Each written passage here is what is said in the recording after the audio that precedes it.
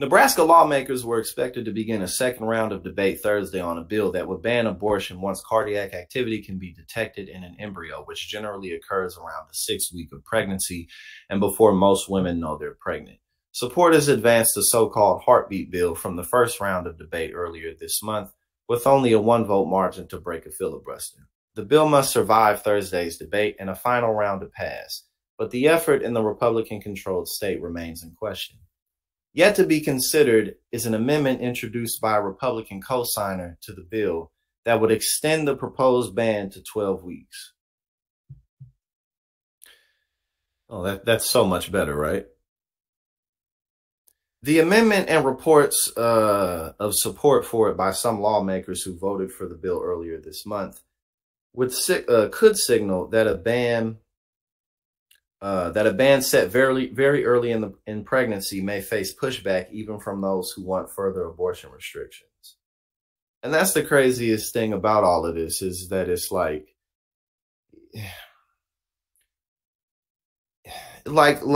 y'all know that this is unpopular. So it's like, oh, well, we recently got a new wave of information that people actually aren't in favor of 6-week abortion bans. Like, oh yeah, because it was only until relatively recently that we knew that things like that would be unpopular. Like, no, Roe v. Wade happened half a goddamn century ago. Like, this isn't new information. The amendment and report, okay, I just read that paragraph. The bill makes specific exceptions for ectopic pregnancies, IVF procedures, and allows for the removal of a fetus that has died in the womb. It also does not ascribe criminal penalties to either women who receive or doctors who perform abortions. Instead, it would subject doctors who perform abortions in violation of the measure to professional discipline, which could include losing their medical licenses. Nebraska Governor Jim Pillen, a Republican, has been a vocal proponent of the bill and has said he will sign it if it passes. Man, these people, man. Then they turn around and be like, oh, it's because of woke culture that Republicans are losing elections. No, it's because of this. Like, it's literally because of this very thing right here that we're going over right now. It's not that complicated. But each of its 49, oh my bad, Nebraska has the only single chamber, officially nonpartisan legislature in the United States. But each of its 49 lawmakers identifies as Republican or Democrat, intends to propose and vote for legislation along party lines. Republicans hold 32 seats while Democrats hold 17 seats. Although bills can advance with a simple majority, it takes a supermajority, 33 votes, to end a debate to overcome a filibuster.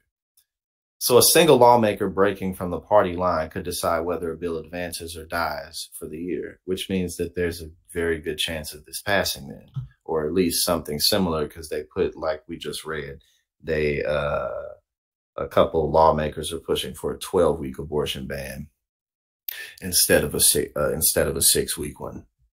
So they gonna pass something like this. You definitely better believe that they're gonna pass something.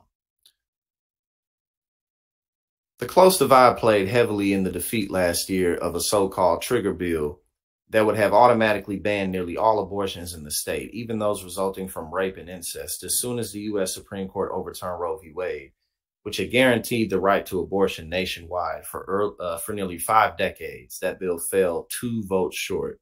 See, 2 votes short. They gonna pass something like that, if not this.